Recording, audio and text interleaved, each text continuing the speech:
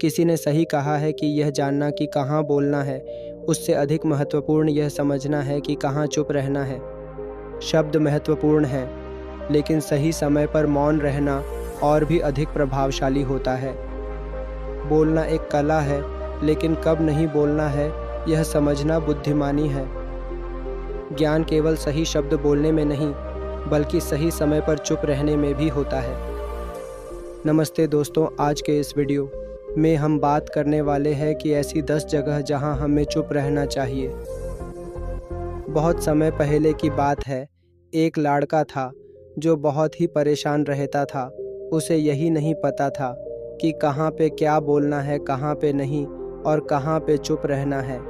वह लड़का एक दिन बुद्ध के पास गया और अपनी समस्या बताई। बुद्ध ने उसे 10 जगह चुप रहने की सलाह दी। पहला, जब आपकी आलोचना हो। अक्सर जीवन में हम ऐसी परिस्थितियों का सामना करते हैं जब लोग हमारी आलोचना करते हैं, हमें अपशब्द कहते हैं या हमारे काम में दोष निकालते हैं। ऐसे समय में हमारी स्वाभाविक प्रतिक्रिया होती है गुस्सा करना, बचाव में तर्क देना या फिर किसी भी तरह खुद को सही साबित करना। लेकिन क्या वास्तव में ऐसा करना लाभदायक होता है? भगवान बुद्ध की शिक्षाएं हमें बताती हैं कि जब कोई आपकी आलोचना करे तो सबसे अच्छा उत्तर शांत रहना होता है।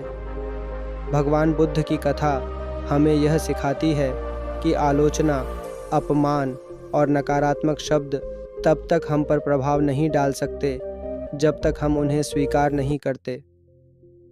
जीवन में ऐसे कई अवसर आएंगे जब लोग आपको नीचा दिखाने की कोशिश करेंगे, लेकिन यदि आप अपनी गरिमा बनाए रखते हुए शांत रहेंगे तो आपकी मानसिक शांति बनी रहेगी और आप अपने लक्ष्य की ओर अग्रसर रहेंगे। इसलिए जब भी आपकी आलोचना हो, प्रतिक्रिया देने के बजाय मुस्कुराकर चुप रहना सीखें। बहुत समय पहले की बात है, एक गांव में एक वृद्ध साधु रहते थे। वे हमेशा लोगों को धर्म और सत्य की राह पर चलने की सीख देते थे। गांव के अधिकतर लोग उनका सम्मान करते थे, लेकिन कुछ लोग उनकी आलोचना करने और उनका अपमान करने का कोई मौका नहीं छोड़ते थे। एक दिन गांव का एक व्यक्ति साधु के पास आया और बिना किसी कारण के उन्हें बुरा भला कहने लगा। उसने साधु को गालियां दी, उनका मजाक उड़ाया और उनकी शिक्षाओं का अपमान किया। लेकिन साधु बिल्कुल शांत बैठे रहे। उनके चेहरे पर कोई गुस्सा नहीं था, बल्कि हल्की मुस्कान थी। जब उस व्यक्ति ने देखा कि साधु कुछ भी जवाब नहीं दे रहे, तो वह और ज़्यादा गुस्सा हो गया और बोला, मैं तुम्हें इतनी गालियां दे रहा हूँ, लेकिन तुम कोई प्रतिक्रिया क्यों नहीं दे रहे? साधु ने बड़े ही शांत स्वर में कहा, यदि कोई व्यक्ति तुम्हें एक उपहार दे और तुम उसे स्वीकार न करो, तो वह उपहार किसका रहेगा? वह व्यक्ति बोला, अगर मैं उपहार स्वीकार नहीं करूँगा तो वह उसी के पास रहेगा जिसने दिया है। साधु मुस्कुराए और बोले, ठीक वैसे ही, यदि मैं तुम्हारी गालियाँ और अपशब्द स्वीकार नहीं करता तो वे तुम्हारे पास ही रहेंगे। यह सुनकर वह व्यक्ति चौंक गया और उसे अपनी गलती का एहसास हुआ। उसने साधु से क्षमा मांगी और उनकी शिक्षाओं को अपनाने का संकल्प लिया। दूसरा, जिन मुद्दों का ज्ञान ना हो उस पर ना बोले। बोलना एक कला है, लेकिन चुप रहना उससे भी बड़ी समझदारी। हर व्यक्ति को यह ज्ञान होना चाहिए कि किन विषयों पर उसे बोलना चाहिए और किन पर नहीं। अक्सर लोग बिना संपूर्ण जानकारी के ही किसी विषय पर चर्चा करने लगते हैं, जिससे गलतफहमियां फैलती हैं और अज्ञानता बढ़ती है। बिना जानकारी के बोलना ठीक वैसा ही है जैसे बिना पतवार के नाव चलाना। कई बार लोग अपनी अल्पज्ञता को छुपाने के लिए बातों को बढ़ा चढ़ाकर पेश करते हैं, जिससे न केवल वे स्वयं हास्यास्पद बनते हैं, बल्कि दूसरों को भी गलत दिशा में ले जाते हैं। बुद्धिमान व्यक्ति वही होता है जो जानता है कि कब बोलना है और कब चुप रहना है। यह गुण केवल महान संतों और विचारकों में ही नहीं, बल्कि जीवन में सफल होने वाले हर व्यक्ति में पाया जाता है। बुद्ध ने एक कहानी सुनाई। बहुत समय पहले की बात है। एक गांव में एक पंडित रहते थे जो खुद को बहुत विद्वान मानते थे। वे हर विषय पर अपनी राय देना ज़रूरी समझते थे, चाहे उन्हें उस विषय की पूरी जानकारी हो या नहीं। गांव के लोग उनकी बातों को मान लेते थे क्योंकि वे बड़े आत्मविश्वास से बोलते थे। एक दिन गांव में एक वृद्ध यात्री आया जो दूर देशों की यात्रा करके लौटा था। वह बहुत ज्ञानी और अनुभवी था। गांव के लोग उसके आसपास एकत्र हो गए और उससे तरह तरह के प्रश्न पूछने लगे। पंडित भी वहां पहुंचा और उसने भी कुछ प्रश्न पूछे। यात्री ने जब पंडित से एक कठिन विषय पर चर्चा की तो पंडित बिना सोचे समझे बोलने लगा, मानो उसे सब कुछ पता हो। लेकिन उसकी बातें उलझी हुई थीं और उनमें कोई तर्क नहीं था। यात्री मुस्कुराया और एक कहानी सुनाई। एक बार एक कौवा और हंस की मुलाकात हुई। कौवा बड़ी शान से बोला, मैं उड़ने में बहुत तेज़ हूँ। पूरे जंगल में कोई भी मेरी बराबरी नहीं कर सकता। तुम तो बस शांत पानी में तैरते रहते हो, उड़ना तो मुझे आता है। हंस मुस्कुराया और बोला, उड़ना एक कला है, लेकिन दिशा और मंजिल का ज्ञान होना उससे भी ज़रूरी है। क्या तुम समुद्र पार कर सकते हो? कौवा हंस पड़ा और बोला, बिल्कुल, मैं बिना रुके बहुत ऊंचाई तक उड़ सकता हूँ। हंस ने कहा, ठीक है, चलो समुद्र पार करते हैं। कौवा तेज़ी से उड़ने लगा, लेकिन जैसे ही वह समुद्र के ऊपर पहुंचा, उसे थकान महसूस होने लगी। पानी के ऊपर कोई ठहरने की जगह नहीं थी और धीरे धीरे उसकी ताकत खत्म होने लगी। अंततः वह गिरकर समुद्र में डूब गया।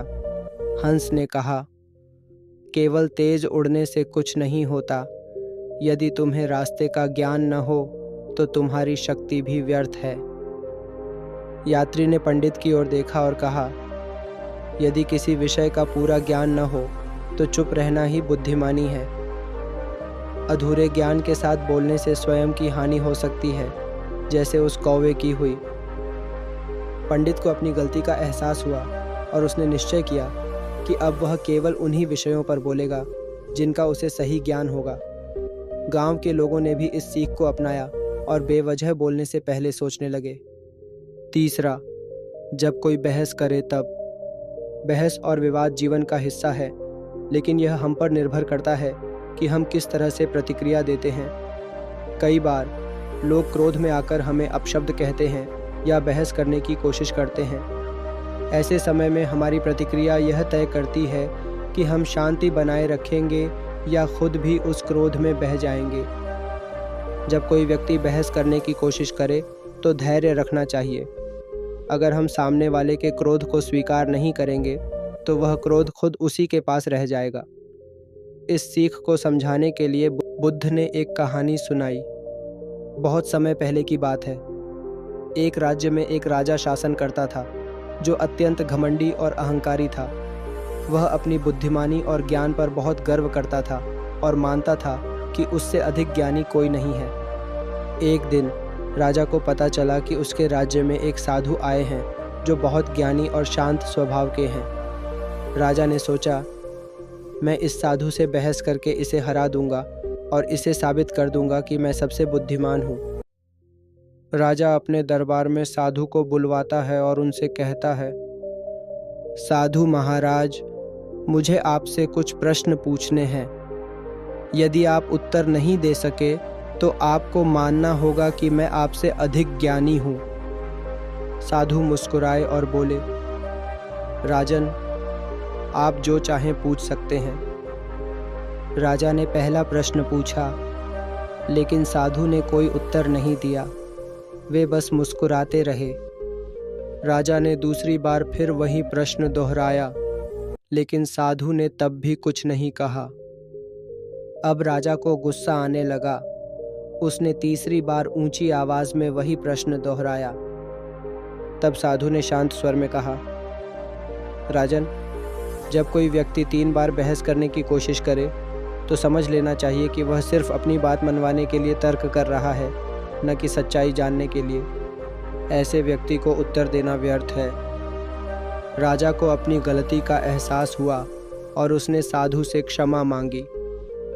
चौथा, जब शब्दों से किसी को ठेस पहुँचे शब्दों की शक्ति बहुत गहरी होती है। वे न केवल किसी को प्रोत्साहित कर सकते हैं बल्कि उन्हें आहत भी कर सकते हैं। एक कठोर शब्द किसी के मन को उतनी ही चोट पहुंचा सकता है जितनी एक धारदार तलवार शरीर को।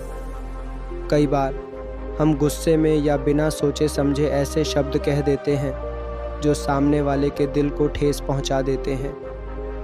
हमें यह सोचना चाहिए कि जो हम कहने जा रहे हैं वह सामने वाले को कैसा महसूस कराएगा। यदि हमारे शब्द किसी के लिए कड़वे हैं तो वे हमारे रिश्तों को नुकसान पहुंचा सकते हैं। इसके विपरीत मधुर और दयालु शब्द किसी के जीवन में सकारात्मकता भर सकते हैं। बुद्ध ने एक कहानी सुनाई। दो घनिष्ठ मित्र अर्जुन और समीर एक ही गांव में रहते थे। बचपन से ही दोनों साथ खेलते, पढ़ते और हर खुशी दुख में एक दूसरे का साथ निभाते। लेकिन अर्जुन का स्वभाव थोड़ा तेज था। वह गुस्से में आकर बिना सोचे समझे कठोर शब्द कह देता था।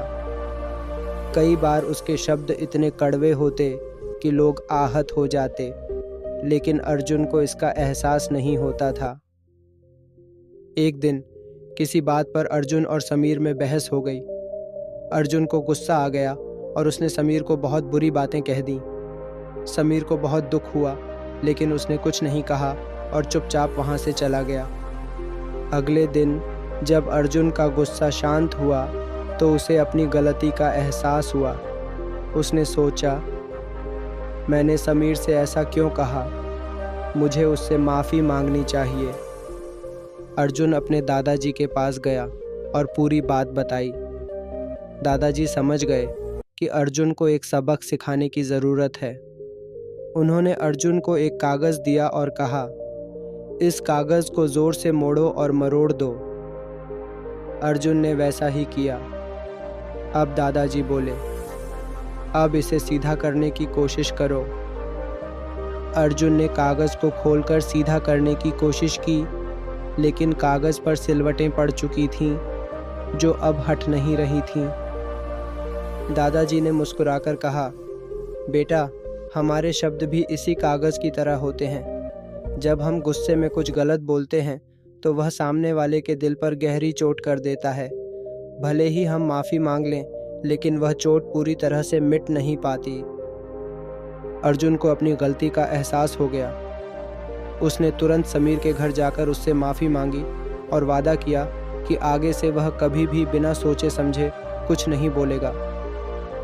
5वां, क्रोध में चुप रहो। क्रोध एक ऐसी अग्नि है जो सबसे पहले हमें ही जलाती है। जब हम क्रोधित होते हैं तो हम अनावश्यक बातें कह देते हैं जिनका परिणाम बाद में हमें ही भुगतना पड़ता है। कई बार हम क्रोध में गलत निर्णय भी ले लेते हैं जिससे हमारा नुकसान होता है। इसलिए कहा जाता है कि जब भी क्रोध आए तब चुप रहना ही सबसे अच्छा उपाय होता है। क्रोध को सहन करना और प्रतिक्रिया न देना ही हमारी सबसे बड़ी शक्ति होती है। बुद्ध ने एक कहानी सुनाई। बहुत समय पहले की बात है। एक राज्य में एक पराक्रमी राजा राज करता था। वह अपने न्यायप्रिय स्वभाव के लिए प्रसिद्ध था, लेकिन उसके अंदर एक बड़ी कमजोरी थी। वह बहुत जल्दी क्रोधित हो जाता था। एक दिन राजा अपने महल में विश्राम कर रहा था। गर्मी बहुत थी तो उसने अपने दास से पंखा झलने के लिए कहा। दास राजा के पीछे खड़ा होकर धीरे धीरे पंखा झलने लगा। कुछ देर बाद दास का ध्यान कहीं और चला गया और उसने पंखा झलना बंद कर दिया। राजा को तेज़ गर्मी लगने लगी। गुस्से में आकर उसने अपनी तलवार खींच ली और गुस्से से चिल्लाया, अरे मूर्ख, तुझे मेरी सेवा करने के लिए रखा गया है और तू आलसी बनकर खड़ा है। अब तुझे इसकी सज़ा मिलेगी। राजा जैसे ही तलवार से दास पर वार करने वाला था, तभी पास खड़े मंत्री ने राजा का हाथ पकड़ लिया और बोला, महाराज, जब भी आपको क्रोध आए बस 10 सेकंड के लिए चुप रह जाइए। राजा को यह सुनकर अजीब लगा, लेकिन उसने अपनी तलवार नीचे रख दी और गहरी सांस ली। तभी दास घबराते हुए राजा के पैरों में गिर पड़ा और बोला, महाराज, क्षमा करें, मेरी आंख लग गई थी, इसलिए मैं पंखा झलना भूल गया। कृपया मुझे माफ़ कर दें। यह सुनते ही राजा को अपनी गलती का एहसास हुआ। उसने सोचा, अगर मैंने मंत्री की बात न मानी होती और गुस्से में आकर इस दास की हत्या कर दी होती तो मैं कितनी बड़ी भूल कर बैठता। राजा ने दास को माफ़ कर दिया और अपने क्रोध पर नियंत्रण रखने की कसम खाई। छठा, दुख में चुप रहो। दुख जीवन का एक अनिवार्य हिस्सा है। जब हम किसी कष्ट या संकट से गुजरते हैं तो हमारा मन बेचैन हो जाता है और हम अपने दर्द को दूसरों के सामने प्रकट करना चाहते हैं, लेकिन हर समय अपनी पीड़ा को व्यक्त करना आवश्यक नहीं होता। कई बार चुप रहकर अपने दुख को समझना, उससे सीखना और धैर्य रखना ही सबसे अच्छा उपाय होता है। दुख के समय अधिक बोलने से मन की शांति भंग होती है, जबकि चुप रहकर उसे स्वीकार करने से समाधान अपने आप मिल जाता है। बुद्ध ने एक कहानी सुनाई। बहुत समय पहले की बात है। एक समृद्ध राज्य में एक सुंदर और बुद्धिमान राजकुमारी रहती थी। वह बहुत खुशमिजाज थी और महल के सभी लोग उसे बेहद पसंद करते थे। लेकिन एक दिन एक गंभीर बीमारी के कारण उसकी माँ महारानी का निधन हो गया। राजकुमारी इस आघात को सहन नहीं कर पा रही थी। वह बहुत रोई, चीखी चिल्लाई, लेकिन उसका दुख कम नहीं हुआ। महल के सभी लोग उसे सांत्वना देने आए, लेकिन कुछ भी उसे राहत नहीं दे सका। एक दिन एक बूढ़ी महिला महल में आई। वह राज्य की सबसे ज्ञानी महिला मानी जाती थी। उसने राजकुमारी से कहा, अगर तुम सच में अपने दुख से मुक्त होना चाहती हो तो मेरे साथ चलो। राजकुमारी बिना कुछ बोले उसके साथ चल दी। बूढ़ी महिला उसे एक नदी के किनारे ले गई। वहाँ बहते हुए पानी की आवाज़ आ रही थी। पक्षी चहचहा रहे थे और ठंडी हवा चल रही थी। बूढ़ी महिला ने कहा, यहाँ बैठो और कुछ मत कहो, बस नदी को सुनो। राजकुमारी को यह अजीब लगा, लेकिन उसने वैसा ही किया। वह चुपचाप बैठी और बहते पानी की आवाज़ को ध्यान से सुनने लगी। धीरे धीरे उसकी बेचैनी कम होने लगी। कुछ देर बाद बूढ़ी महिला ने कहा, इस नदी को देखो, ये हमेशा बहती रहती है, चाहे कितने ही पत्थर इसका रास्ता रोकने की कोशिश करें। तुम्हारे दुख भी इन पत्थरों की तरह हैं। अगर तुम उन पर ध्यान देती रहोगी तो तुम रुक जाओगी, लेकिन अगर तुम चुप रहकर खुद को इस बहती नदी की तरह बना लोगी तो तुम आगे बढ़ सकोगी। राजकुमारी को अब समझ आ चुका था कि उसका दुख स्थायी नहीं है। वह चुप रहकर अपने मन को शांत कर सकती है और धीरे धीरे जीवन में आगे बढ़ सकती है। उसने बूढ़ी महिला को धन्यवाद दिया और महल लौट आई। अब वह पहले जैसी थी, लेकिन पहले से अधिक समझदार और शांत। उसने अपने दुख को शब्दों से नहीं, बल्कि धैर्य और शांति से हराया। सातवां, जब कोई सत्य सुनने को तैयार न हो। सत्य हमेशा कड़वा होता है और हर कोई इसे स्वीकार करने के लिए तैयार नहीं होता। कई बार जब हम किसी को सच्चाई बताने की कोशिश करते हैं तो वे उसे सुनने से इनकार कर देते हैं या फिर नाराज़ हो जाते हैं। कुछ लोग अपने भ्रम में जीना पसंद करते हैं, क्योंकि सत्य स्वीकार करने का साहस हर किसी में नहीं होता। ऐसे में जब कोई सत्य को सुनना ही न चाहे तो क्या किया जाए? हमें यह समझना चाहिए कि किसी को ज़बरदस्ती सच्चाई नहीं समझाई जा सकती। व्यक्ति को स्वयं उसे स्वीकार करने के लिए तैयार होना पड़ता है। जब तक कोई व्यक्ति अपनी सोच को खुला नहीं रखता, तब तक सत्य उसके लिए केवल एक अप्रिय बात ही बनी रहती है। बुद्ध ने एक कहानी सुनाई। सत्य को अस्वीकार करने वाला राजा। बहुत समय पहले की बात है। एक राज्य में एक राजा राज करता था, जो बहुत ही अभिमानी और स्वेच्छाचारी था। उसे अपनी ताकत और सत्ता पर घमंड था और वह हमेशा अपनी ही बात को सही मानता था। राजा के दरबार में एक बुद्धिमान दरबारी था, जो सत्यवादी था और हमेशा राजा को सही सलाह देता था। लेकिन राजा को सच सुनना पसंद नहीं था। वह केवल वही सुनना चाहता था जो उसके मन को अच्छा लगे। एक दिन राज्य में भयंकर अकाल पड़ा। फसलें सूख गईं, नदियाँ सूखने लगीं और लोग भूख से मरने लगे। दरबारी ने राजा से कहा, राजन, आपकी प्रजा भूखी मर रही है। हमें उनके लिए अन्न भंडार खोलने चाहिए और उनकी सहायता करनी चाहिए। लेकिन राजा को यह सुनना पसंद नहीं आया। वह गुस्से में बोला, तुम झूठ बोल रहे हो।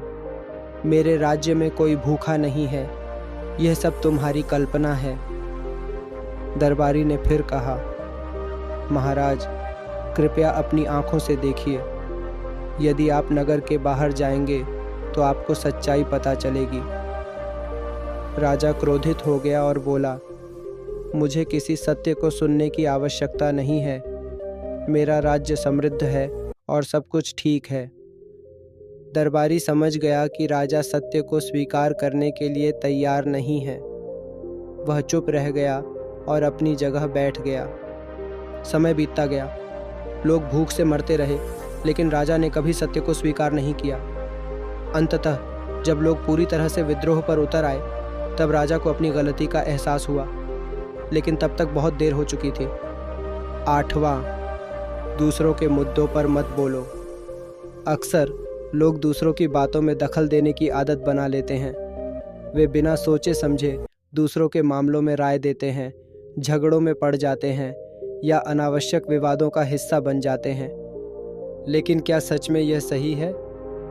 जब हम बेवजह दूसरों के मुद्दों में टांग अड़ाते हैं तो कई बार हम खुद परेशानी में पड़ जाते हैं।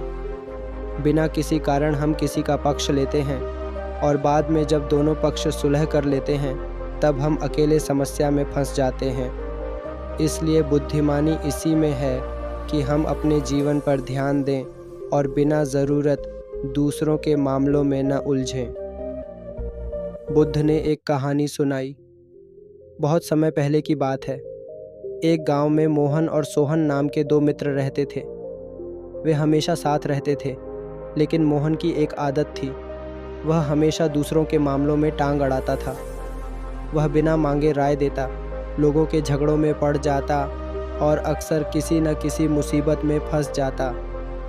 सोहन उसे कई बार समझा चुका था। हर किसी के मामले में दखल देना अच्छा नहीं होता। कभी कभी हमें चुप रहना चाहिए।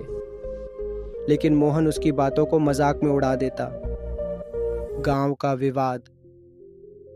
एक दिन गांव के बाजार में एक किसान अपनी बकरी बेचने के लिए लाया। एक व्यापारी बकरी खरीदने आया और दोनों के बीच मोलभाव शुरू हो गया। किसान 500 रुपये मांग रहा था, लेकिन व्यापारी 400 रुपये देना चाहता था। दोनों के बीच बहस शुरू हो गई। ठीक उसी समय मोहन वहां से गुजरा। उसने देखा कि किसान और व्यापारी ज़ोर ज़ोर से बहस कर रहे हैं। मोहन को अपनी राय देने की आदत थी, तो वह बीच में कूद पड़ा। अरे भाई, इतना झगड़ने की क्या ज़रूरत है? मोहन बोला, मुझे लगता है कि इस बकरी की कीमत 450 रुपये होनी चाहिए। व्यापारी और किसान ने उसकी ओर देखा। अब तक वे केवल बहस कर रहे थे, लेकिन अब वे मोहन पर ही चिल्लाने लगे। तुम बीच में क्यों बोल रहे हो? किसान गुस्से में बोला, यह हमारा मामला है, तुम्हें इससे क्या लेना देना? व्यापारी चिढ़कर बोला। अब दोनों का गुस्सा मोहन पर आ गया। पहले वे एक दूसरे से झगड़ रहे थे, लेकिन अब दोनों ने मिलकर मोहन को ही खरी खोटी सुनानी शुरू कर दी। बाजार के लोग भी हंसने लगे। शर्मिंदा होकर मोहन चुपचाप वहां से चला गया। नवां, जब परिस्थितियां नियंत्रण में न हो, जीवन हमेशा हमारी योजनाओं के अनुसार नहीं चलता। कई बार हम खुद को ऐसी परिस्थितियों में पाते हैं जहां हमारे पास कोई नियंत्रण नहीं होता। यह स्थिति हमें हताश, निराश और क्रोधित कर सकती है, लेकिन सच्ची समझदारी इसी में होती है कि हम उन चीज़ों को स्वीकार करना सीखें जिन्हें हम बदल नहीं सकते। जब परिस्थितियां हमारे नियंत्रण में न हों तो हमें घबराने के बजाय शांत रहकर सोचना चाहिए। कभी कभी समय के साथ चीज़ें खुद ही ठीक हो जाती हैं और कई बार हमें अपनी सोच और दृष्टिकोण बदलने की आवश्यकता होती है। धैर्य और आत्मनियंत्रण से हम सबसे कठिन परिस्थितियों को भी सहजता से पार कर सकते हैं। बुद्ध ने एक कहानी सुनाई। बहुत समय पहले की बात है। एक गांव में रामदास नाम का एक किसान रहता था। वह ईमानदार और मेहनती था, लेकिन उसकी सबसे बड़ी समस्या यह थी कि वह हर चीज़ पर नियंत्रण रखना चाहता था। वह हमेशा चाहता था कि सब कुछ उसकी योजना के अनुसार चले। एक साल उसने अपने खेत में बहुत अच्छी फसल लगाई। उसे पूरा विश्वास था कि इस बार उसे ज़बरदस्त लाभ होगा।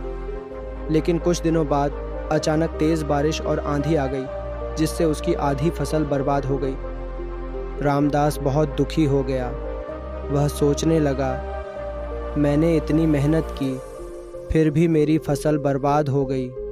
यह कितना अन्यायपूर्ण है। अगले दिन जब वह गंगा नदी के किनारे टहल रहा था, तो उसने देखा कि एक वृद्ध संत वहाँ ध्यान कर रहे थे। रामदास उनके पास गया और बोला, बाबा, मैं बहुत परेशान हूँ।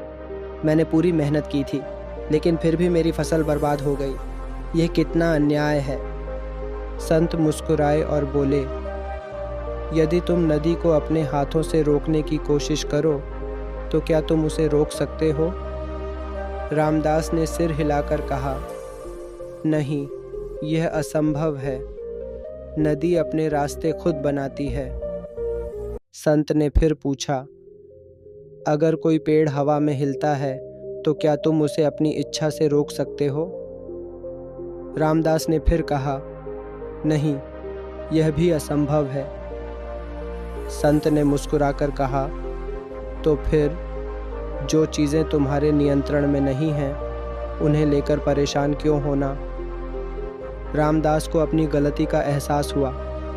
उसने समझ लिया कि जीवन में कई चीज़ें ऐसी होती हैं जिन्हें हम नियंत्रित नहीं कर सकते, लेकिन जो चीज़ें हमारे नियंत्रण में हैं, जैसे हमारा परिश्रम, धैर्य और सकारात्मक दृष्टिकोण, वे ही हमारे भविष्य को संवार सकती हैं। उस दिन से रामदास ने चिंता करना छोड़ दिया और अपने काम पर ध्यान देने लगा। अगले साल उसकी फसल पहले से भी अच्छी हुई, क्योंकि उसने धैर्य और सकारात्मक सोच से काम किया। 10वां निंदा में चुप रहे। हमारे जीवन में ऐसा कई बार होता है जब लोग हमारी निंदा करते हैं, बुराई करते हैं या हमारे बारे में गलत बातें फैलाते हैं। ऐसी स्थिति में अधिकतर लोग क्रोधित हो जाते हैं, बहस करने लगते हैं या अपनी सफाई देने में लग जाते हैं। लेकिन क्या सच में हर निंदा का उत्तर देना ज़रूरी होता है? महापुरुषों का मानना है कि यदि हम सही हैं, तो हमें किसी को सफाई देने की ज़रूरत नहीं होती। निंदा करने वाले लोग अपने विचारों से हमें गिराने की कोशिश करते हैं, लेकिन यदि हम शांत रहें, तो उनकी बातें हमारे जीवन को प्रभावित नहीं कर सकती। चुप्पी सबसे बड़ा उत्तर होता है, जो सामने वाले को सोचने पर मजबूर कर देता है। बुद्ध ने एक कहानी सुनाई। बहुत समय पहले की बात है। एक संत अपने शिष्यों के साथ एक गांव में रहते थे। वे बहुत ही ज्ञानी और शांत स्वभाव के थे। उनकी शिक्षाएं गांव के लोगों को बहुत पसंद आती थीं, लेकिन कुछ लोग उनसे जलते भी थे। वे संत की निंदा करने लगे, उनके खिलाफ झूठी अफवाहें फैलाने लगे। शिष्यों को यह देखकर बहुत दुख हुआ। वे संत के पास गए और बोले, गुरुदेव, लोग आपकी झूठी निंदा कर रहे हैं। क्या हमें जाकर उन्हें जवाब नहीं देना चाहिए? संत मुस्कुराए और बोले, क्या तुम मेरे साथ पास के बाजार चलोगे? शिष्य मान गए। संत अपने शिष्यों को लेकर बाजार में एक जगह खड़े हो गए और जोर जोर से दुकानदारों को गाली देने लगे। शिष्य यह देखकर चौंक गए। उन्होंने आश्चर्य से पूछा, गुरुदेव, आप ऐसा क्यों कर रहे हैं? संत हंसते हुए बोले, क्या तुमने देखा? किसी भी दुकानदार ने हमारी गालियों का जवाब नहीं दिया। शिष्य बोले, हाँ, वे सभी अपने काम में लगे रहे। संत बोले, ठीक वैसे ही जब लोग तुम्हारी निंदा करें तो चुप रहना ही सबसे अच्छा उत्तर होता है। जैसे इन दुकानदारों को हमारी गालियों से कोई फर्क नहीं पड़ा, वैसे ही हमें भी निंदा से प्रभावित नहीं होना चाहिए। शिष्य संत की यह बात समझ गए और उन्होंने निंदा पर ध्यान देना बंद कर दिया।